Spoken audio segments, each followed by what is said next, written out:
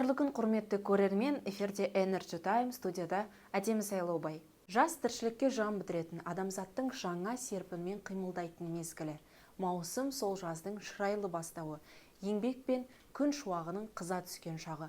Бұл ай өңірлік электр желілік компаниясы үшін де аса маңызды кезең. Себебі осы маусымда жоспарланған техникалық жұмыстар қарқын алады. Бүгінгі шығарылымда біз маусымда орын алған маңызды жаңалықтармен бөлісетін боламыз.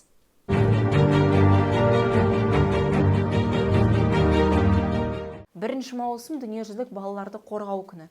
Біз де бұл мерекені назардан тыс қалдыра алмадық. Мейрам аясында қызметкерлеріміздің балалары мамандарымыздың рөлінде мекемеде бір күндерін өткізіп, өңірлік электр желілер компаниясының қызметкерлерінің жұмысымен танысты.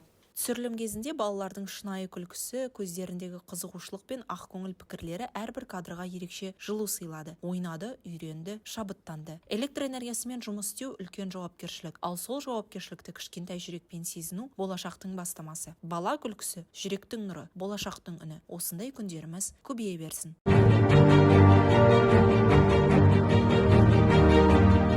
Төртінші маусым мемлекеттік рәміздер күніне орай мекеме аумағында Қазақстан Республикасының туы мен энергосистема жауапкершілігі шектеулі серіктестігінің туы салтанатты түрде көтерілді.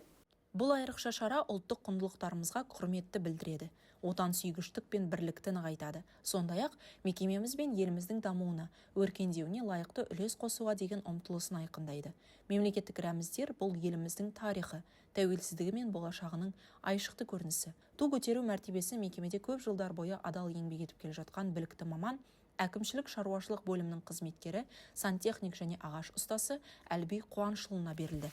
Мемлекеттік туды көтеру кез келген адам үшін үлкен мәртебе. Мен көп жылдан бері осы салада еңбек етіп келемін. Қарапайым жұмыстың ел үшін маңызы зор. Бұл рәсімнің маған берілуі мен үшін үлкен жауапкершілік әрі мақтаныш. Туды көтеру арқылы мен өз атымнан емес, барлық әріптестерім атынан елге тағзым еттім. Бұл күн бізді біріктіретін, елдік пен егемендікті жүрекпен сезінуге мүмкіндік беретін ерекше күн.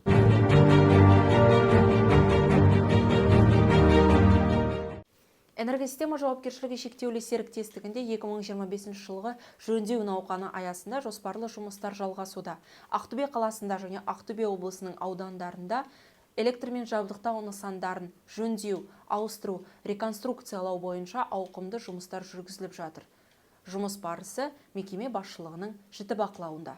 Жабдықтар жөндеу қызметі жұмыс атқарылып жатыр. Қазіргі таңда мына РП-6 Жүргенова көшесіндегі ескі оборудование демонтаж жұмысы жүргізіліп жатыр. Полный РУ-10, РУ-04 трансформатор полностью біздер демонтаж жасаймыз. Старый оборудованияларға масленник, приводтар бәрі шешіледі. Здание полный бұзылып, орнына новый оборудование қоямыз. Бұл жұмыстардың жүргізілу мақсаты тұтынушыларды электр энергиясымен үздіксіз қамтамасыз ету. Москва ауданында ТП-121А бірінші ауданда жабдықтардың жөндеу қызметінің мамандарымен жөндеу науқаны аясында жоспарлы жұмыстарды өткізіп жатыр. РУ-04 киловольтта установка водного автомата қойдық, водной рубильник қойдық, сондай жұмыстарды жүргіздік. Бүкіл КСО-ларды бояп, жан артып бәрін істеп жатыр. Бұл жұмыстың мақсаты тұтынушылардың электр энергиясымен үздіксіз қамтамасыз етуге. ТП-121А, дроп 1, Смаев Нұржан Балбекұлы, 5-ші разрядтағы шебер жабдықтар жөндеу және басқару. Бүгінгі істеліп жатқан жұмыс плановый ремонт РУ-10 киловольт. Осы жердегі ячейкалерді полностью алмастырып, ішіндегі электр қондырғыларын ВН-нан ВН-ға алмастырдық. Бұл заманауи автомат түрде айырғыш түрі. Автомат түрде қосылады. Өйткені бұда өзінің серіппесі болады. Сол серіппе арқасында тездеп 0,1 миллисекундта қосылады электр жабдықтары. Және де сөндіре алады солай. Біз бұл жерде қандай жұмыстар істедік? Ең бірінші жұмыс краскілеу ящикілерді. Бұны КСО дейді, камера сборное настроенное обслуживание. Осыларды краскілеп, жөндеп шығардық. Содан кейін ЖЗК, ол электр қондырғыларында АБС немесе ЖЗК болады. Ток беретін кезде 380, 10 вольтқа дейді. Негізінде бұл көне бөлшектер алмастырып, заманауи талапқа сай етіп істеп жатырсық электр энергиясын тарату жолдары. Ең бірінші бізге сапалы электр энергиясы керегі, содан кейін қауіпсіз сөндіру, қосу, содан кейін аварийный ситуацияның алдын алу.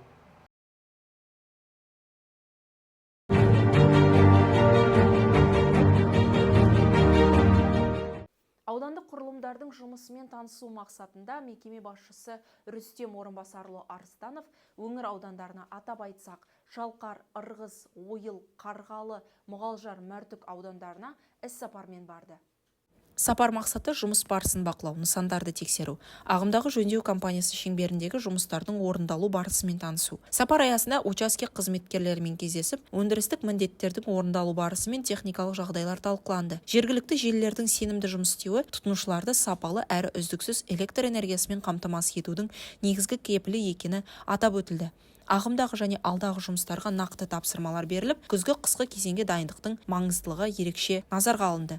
Сонымен қатар шалғай аумақтарда жұмыс жүргізудің тиімділігін арттыру және материалдық техникалық базаны нығайту мақсатында жаңа қызметтік көліктердің кілттері табысталды. Бұл аудандық учаскелердің жұмыс тиімділігін арттыруға бағытталған кезең-кезеңімен жүзеге асырылып жатқан қолдаудың бір көрінісі.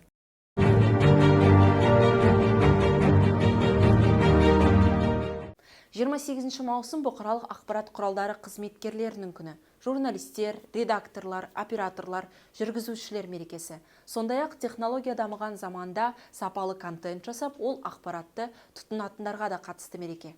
Тұтынушылардан бір хабарлама түскеннен толыққанды процесс жүре бастайды. Цифрлық технология заманында да жалғыз өтініш бірнеше мамандардың алдынан өтіп, жүйеленіп, содан кейін ғана шешім шығарылады. Энергоотбасы жобасының бір өтініш жолы атты шығарылымында біз мекеменің ауқымды қызметтерінің жұмысымен таныстырып, сіздерден келетін хабарламалардың жолын көрсеттік. Толық шығарылымды ресми YouTube арнамыздан тамашалай аласыздар.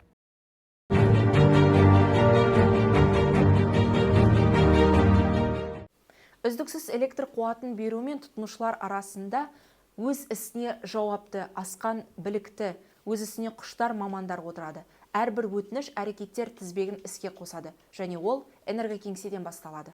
Тұтынушылар өз сұрақтарымен маманға жүгініп, талон алып, күту залында өз кезегін күтеді. Содан соң кез келген сауалына жауап ала алады. Энергокеңседе келіп түскен өтінішті мамандарымыз тіркеп, тұтынушыға қажетті ақпаратты беріп, электр энергиясын қосуды рәсімдейді.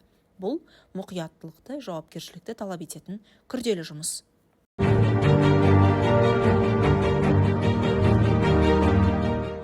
Энергосистема жауапкершілігі шектеулі серіктестігі үйде және тұрмыста қауіпсіздік ережелерін сақтаудың маңыздылығы жөнінде естеріңізге салады. Балалар қауіпсіздігі жөнінде ережелерді біздің мекеменің ресми Instagram парақшасынан оқи аласыздар. Бұдан бөлек бізді басқа да әлеуметтік желілерден таба алатындарыңызды естеріңізге саламыз. Бағдарламаның келесі шығарылымдарын жіберіп алмас үшін арнамызға тіркелуді ұмытпаңыз. Үйден шығарда жарықты сөндіріп, электр тоғын ажыратуды ұмытпаңыз.